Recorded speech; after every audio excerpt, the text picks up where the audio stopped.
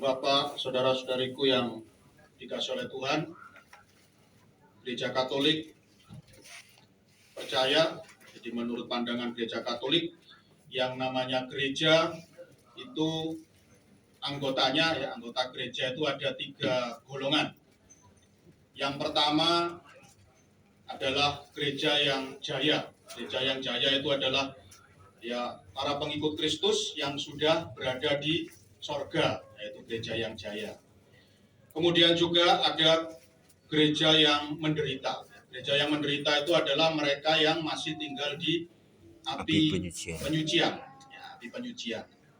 Jadi api penyucian ini adalah tempat yang diperuntukkan bagi mereka yang baik, ya. Jadi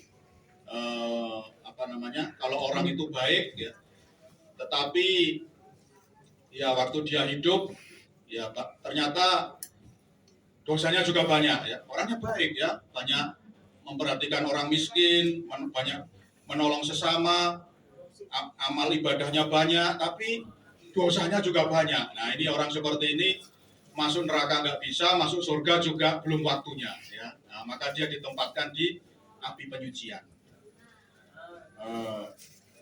Kalau yang sudah masuk neraka itu nggak masuk hitungan, ya. Jadi yang masuk neraka itu orang yang memang jahat sekali, ya. Tapi saya yakin di sini nggak ada, ya, yang jahat sekali. Ada? Angkat tangan. Nggak ada, ya, yang jahat sekali, ya. Dan kita juga beruntung, ya, bahwa kita sebagai pengikut Kristus, kita punya pembela, ya. Jadi kalau seperti Barada Eliezer, ya, tahu Baradae, ya. Nah, Barada Eliezer ini sekarang sedang diadili dan dia itu didampingi oleh pengacara, ya, untuk memperjuangkan nasibnya. Nah, nanti kita juga begitu, ya. Kita ini para pengikut Kristus, kita sungguh beruntung karena kita punya seorang pembela. Siapakah dia? Yaitu Tuhan Yesus, ya.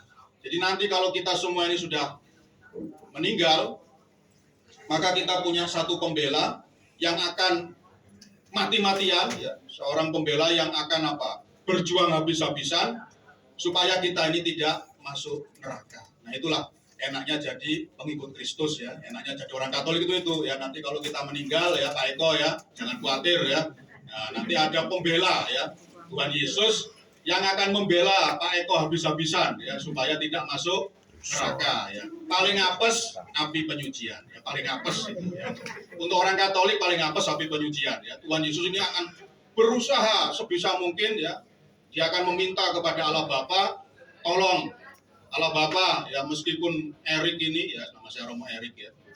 Meskipun Erik ini waktu hidup dosanya banyak sekali, tapi tolonglah jangan dimasukkan neraka. Paling apes api penyucian. Nah, itu, ya. Kita semua nanti akan punya pembela. Nah, kemudian yang ketiga adalah gereja yang sedang berjuang.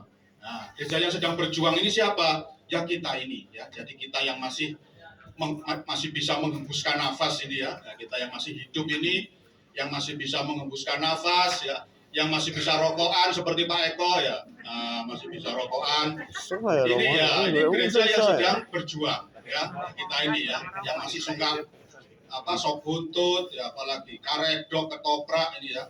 Ini gereja yang sedang berjuang, ya. Jadi ada 3 unsur, ya. Ada 3 kelompok. Gereja yang jaya di surga, gereja yang menderita di api penyucian, dan gereja yang sedang berjuang, yaitu yang masih hidup di dunia ini, yaitu kita, ya.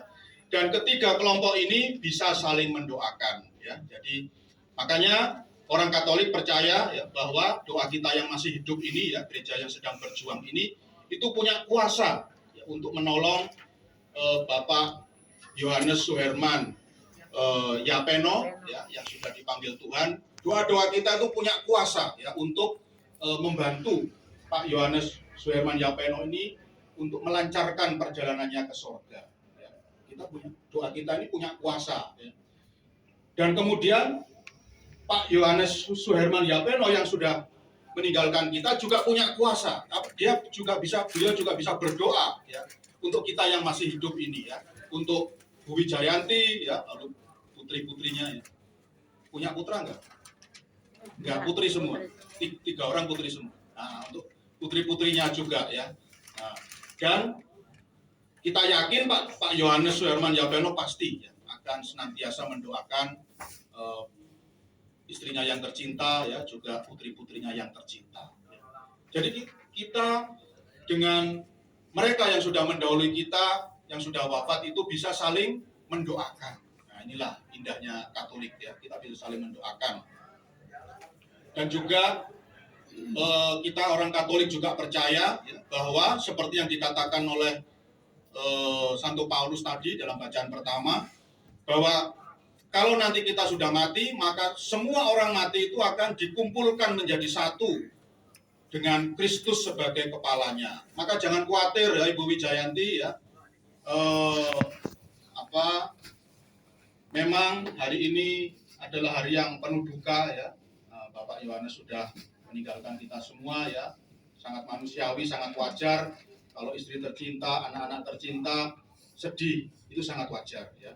Tetapi berdasarkan iman kita percaya bahwa suatu saat nanti ya, kita akan berjumpa kembali dengan Pak Yohanes Suherman Yapeno sesuai dengan janji Allah ya, sesuai dengan janji Tuhan. Kita akan dipertemukan lagi ya.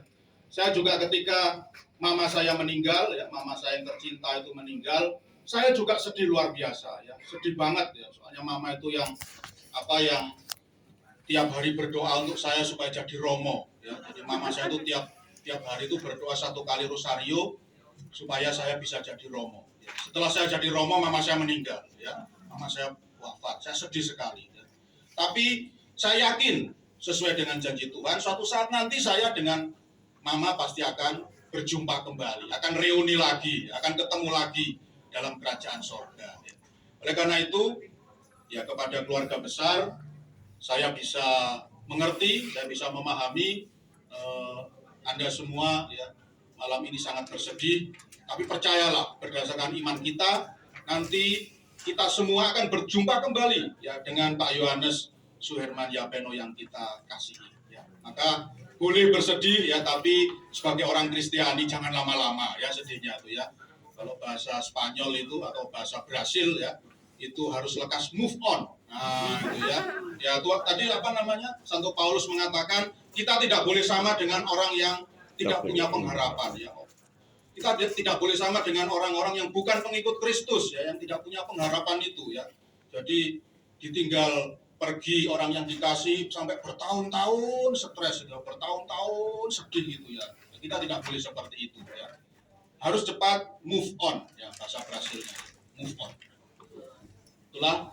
Jadi saudara-saudariku yang dikasihi oleh Tuhan, Bapak Ibu, marilah ya kita, daripada kita bersedih, berduka yang berkepanjangan, mari kita doakan Bapak Yohanes Suherman Yapeno ini supaya perjalanannya menuju kerajaan Bapa dapat berjalan dengan lancar, dan kita juga bersyukur karena berdasarkan iman kita Bapak Yohanes Suherman Yapeno ini ya, kita yakin ya, beliau juga setiap hari akan terus-menerus ya berdoa memperjuangkan nasib kita yang masih hidup di dunia ini ya.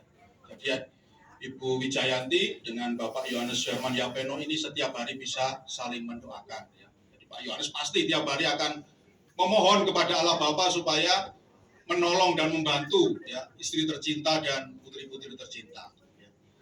Oleh karena itu marilah kita iringi perjalanan dari Bapak Yohanes Suherman Yapeno dengan memohon berkat dari Tuhan. Dan sebelumnya mari kita panjatkan doa-doa kita melalui doa umat.